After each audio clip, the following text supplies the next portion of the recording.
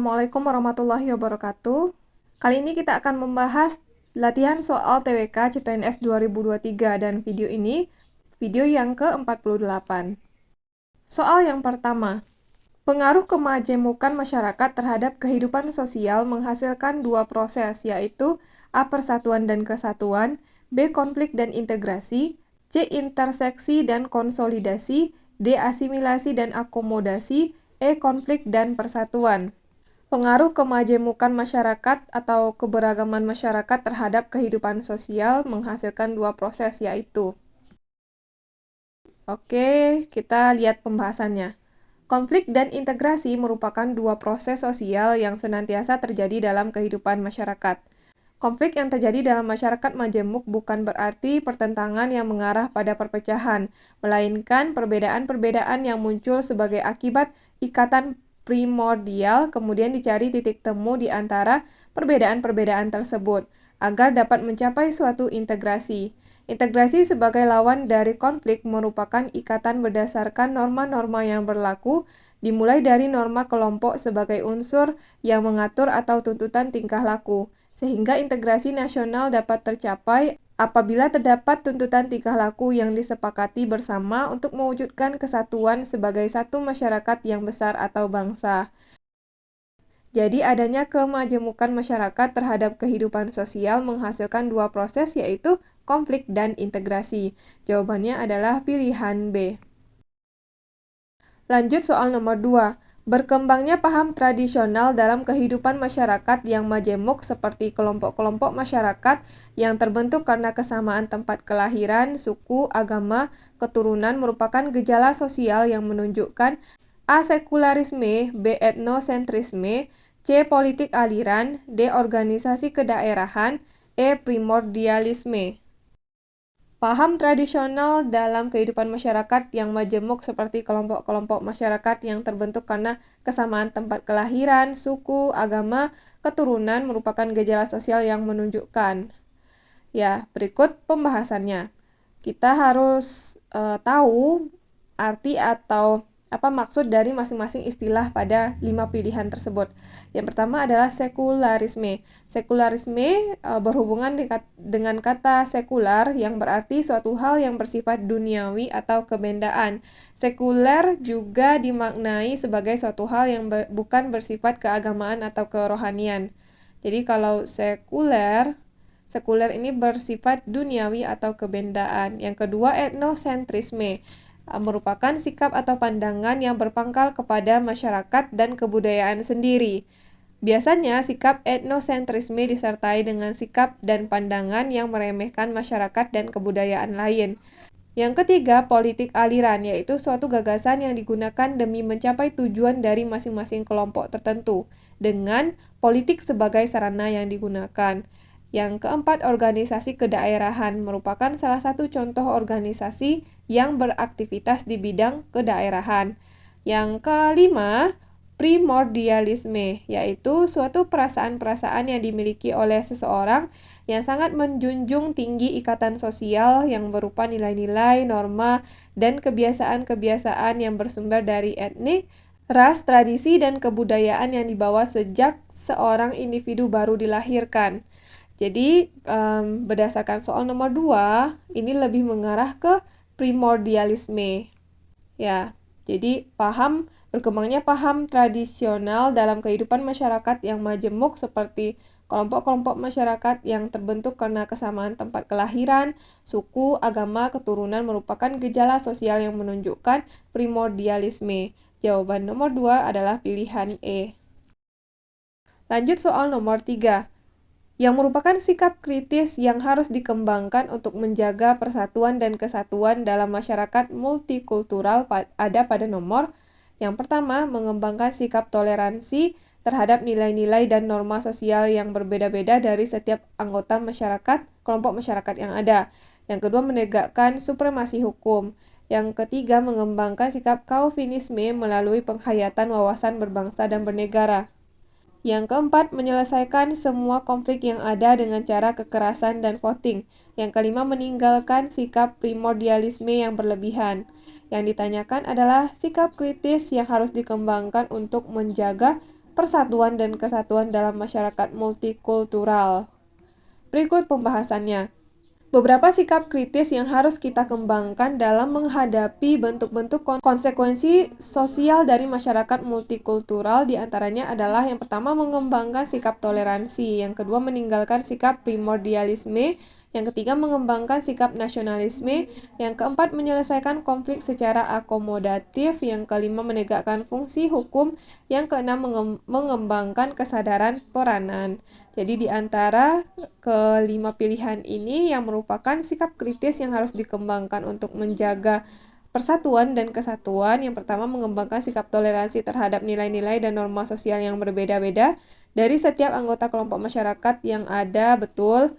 Yang kedua menegakkan supremasi hukum, juga betul. Yang ketiga mengembangkan sikap Calvinisme melalui penghayatan wawasan berbangsa dan bernegara. Calvinisme ini merupakan sikap cinta tanah air yang berlebihan. Jadi kita tidak boleh terlalu berlebihan. Berarti 3 salah, otomatis A, B, dan D salah. Kita pilihannya tinggal C dan E. Kemudian 4 menyelesaikan semua konflik yang ada dengan kekerasan dan voting, jelas salah. 4 juga salah, berarti C juga salah karena ada 4-nya. Dan jawabannya adalah 1 dan 5, yaitu meninggalkan sikap primordialisme yang berlebihan. Sikap primordialisme yaitu sikap yang menjunjung nilai-nilai atau aturan atau norma yang dia bawa sejak lahir. Dan juga di sini ada kalimatnya sikap primordialisme yang berlebihan juga kita tidak boleh bersikap seperti itu. Jadi otomatis sikap kritis yang harus dikembangkan untuk menjaga persatuan dan kesatuan dalam masyarakat multikultural ada pada nomor 1 dan 5. Jawabannya adalah pilihan E. Lanjut soal nomor 4. Pengamalan Pancasila sila kelima sebagai paradigma pembangunan adalah A. Menumbuh kembangkan sistem politik demokrasi Pancasila yang mampu memelihara stabilitas nasional yang dinamis. B. Pengembangan ekonomi dan pemerataan pembangunan serta mengembangkan kesadaran dan tanggung jawab warga negara. C. Upaya mengembangkan pertumbuhan ekonomi dan pemerataan pembangunan dan hasil-hasilnya sehingga tercipta kemakmuran yang berkeadilan bagi rakyat Indonesia. D. Peningkatan harkat dan martabat serta kewajiban azazi warga negara dan penghapusan ketidakadilan. E. Pembangunan untuk meningkatkan harkat martabat manusia berdasarkan nilai kodrat manusia. Jadi yang ditanyakan adalah pengamalan Pancasila sila kelima. Di antara kelima pilihan ini yang merupakan pengamalan Pancasila sila kelima sebagai paradigma pembangunan adalah pilihan C, yaitu upaya pengembangan pertumbuhan ekonomi dan pemerataan pembangunan dan hasil-hasilnya sehingga tercipta kemakmuran yang berkeadilan bagi rakyat Indonesia. Karena bunyi dari sila kelima adalah keadilan sosial bagi seluruh rakyat Indonesia. Berikut pembahasannya. Pengamalan Pancasila sila kelima sebagai paradigma pembangunan adalah upaya mengembangkan pertumbuhan ekonomi dan pemerataan pembangunan dan hasil-hasilnya sehingga tercipta kemakmuran yang berkeadilan bagi rakyat Indonesia dalam sistem ekonomi yang disusun sebagai usaha bersama berdasar atas azas kekeluargaan. Jadi, jawaban soal nomor 4 adalah pilihan C. Lanjut soal nomor 5. Setiap orang berhak atas pengakuan, jaminan, perlindungan, dan kepastian hukum yang adil, serta perlakuan yang sama di hadapan hukum, merupakan bunyi pasal 28D ayat 1, adalah pasal Undang-Undang Dasar 1945 yang sesuai dengan Pancasila sila ke A pertama, B kedua, C ketiga, D keempat, E kelima. Setiap orang berhak atas pengakuan, jaminan, perlindungan, dan kepastian hukum yang adil, serta perlakuan yang sama di hadapan hukum. Otomatis ini sesuai dengan Pancasila sila kedua, yaitu kemanusiaan yang adil dan beradab. Berikut pembahasan mengenai pengamalan nilai-nilai Pancasila sila kedua. Yang pertama, mengakui dan memperlakukan manusia sesuai dengan harkat dan martabatnya sebagai makhluk Tuhan yang Maha Esa. Yang kedua, mengakui persamaan derajat, persamaan hak, dan kewajiban azazi setiap manusia tanpa membeda-bedakan suku, keturunan, agama, kepercayaan, jenis kelamin, kedudukan sosial, warna kulit, dan sebagainya, sesuai dengan soal yang ada pada nomor 5. Kemudian mengembangkan sikap saling mencintai sesama manusia, mengembangkan sikap saling tenggang rasa dan tepa salira, mengembangkan sikap tidak semena-mena terhadap orang lain, menjunjung tinggi nilai kemanusiaan, gemar melakukan kegiatan kemanusiaan, berani membela kebenaran serta keadilan. Bangsa Indonesia merasa dirinya sebagai bagian dari seluruh umat manusia, mengembangkan sikap saling menghormati dan bekerja sama dengan bangsa lain.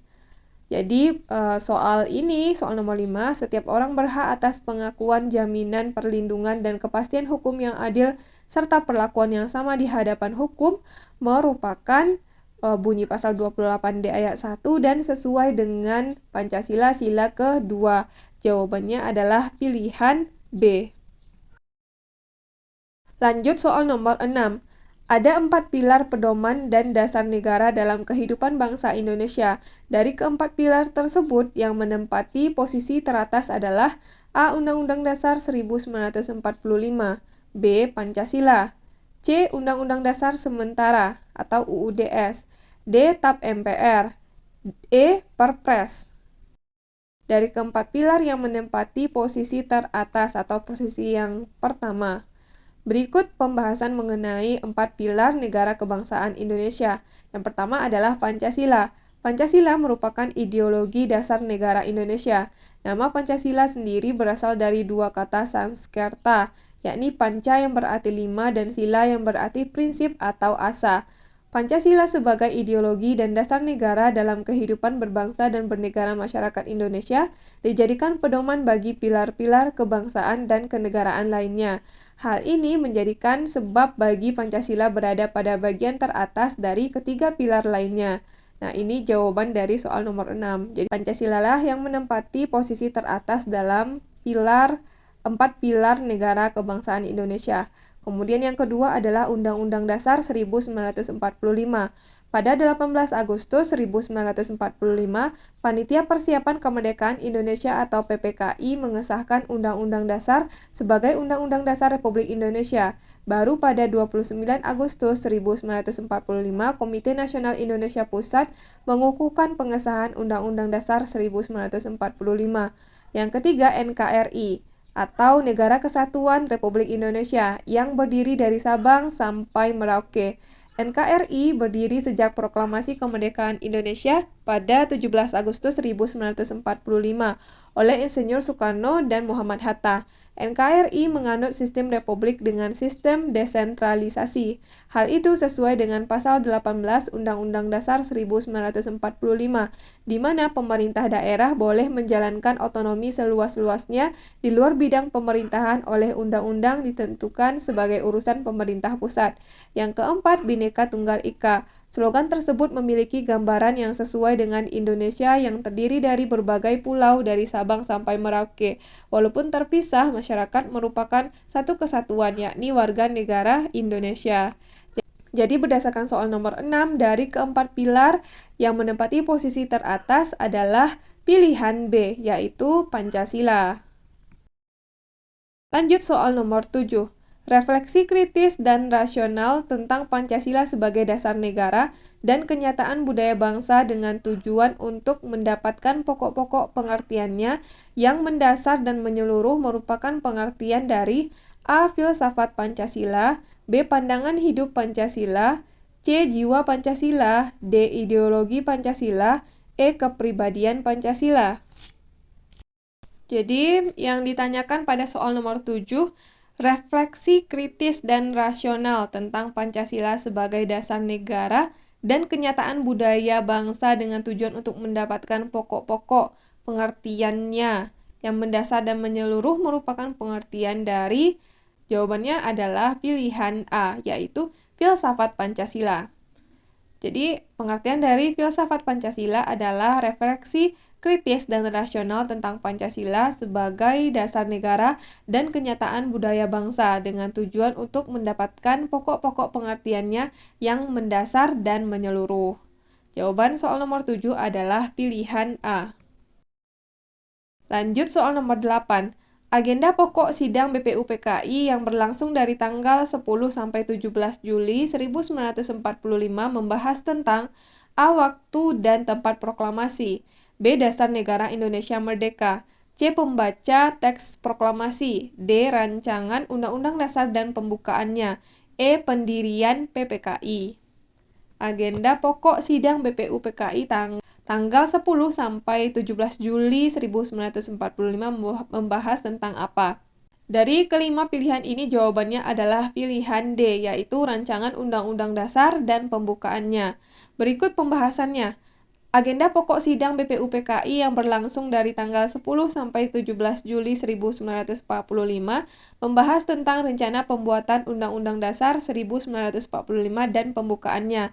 Oleh karena itu, BPUPKI membentuk panitia perancang Undang-Undang Dasar yang diketuai oleh Insinyur Soekarno dengan jumlah anggota 18 orang. Jadi pada tanggal 10 sampai 17 Juli 1945 sidang BPUPKI membahas tentang rancangan Undang-Undang Dasar dan pembukaannya. Jawabannya adalah pilihan D. Lanjut soal nomor 9. DPD atau Dewan Perwakilan Daerah dapat memberikan pertimbangan kepada DPR yang berkaitan dengan hal-hal berikut ini, kecuali A. Rancangan undang-undang, B. Agama, C. Pajak, D. Pendidikan, E. APBN. DPD dapat memberikan pertimbangan kepada DPR yang berkaitan dengan hal berikut kecuali. Jawabannya adalah pilihan E, yaitu APBN. Berikut pembahasannya. DPD dapat memberikan pertimbangan kepada DPR yang berkaitan dengan rancangan undang-undang atau RUU, kemudian RAPBN atau rancangan anggaran pendapatan dan belanja negara, pajak, pendidikan, dan agama. Jadi, karena di soal atau di pilihannya adalah APBN, sedangkan kenyataannya adalah RAPBN. Jadi ini berbeda. Otomatis yang bukan pertimbangan yang dapat diberikan oleh DPD kepada DPR adalah APBN, yaitu Anggaran Pendapatan dan Belanja Negara. Sedangkan yang dapat DPD berikan pertimbangan kepada DPR adalah RAPBN atau Rancangan Anggaran Pendapatan dan Belanja Negara. Lanjut soal terakhir. Fungsi pembukaan Undang-Undang Dasar 1945 yang mencantumkan dasar negara yang tersusun secara hierarki dan piramida di Indonesia menjadi ciri dan karakteristik bangsa merupakan fungsi pembukaan Undang-Undang Dasar 1945 alinea ke A1, B2, C3, D4, E semuanya salah. Dasar negara pada pembukaan Undang-Undang Dasar 1945 itu terletak pada alinea ke-4. Jawabannya adalah pilihan D, 4. Oke, teman-teman, kita udah selesai bahas 10 soal. Mudah-mudahan video ini bermanfaat untuk teman-teman semuanya. Terima kasih buat yang udah nonton video ini. Sampai ketemu lagi di video selanjutnya.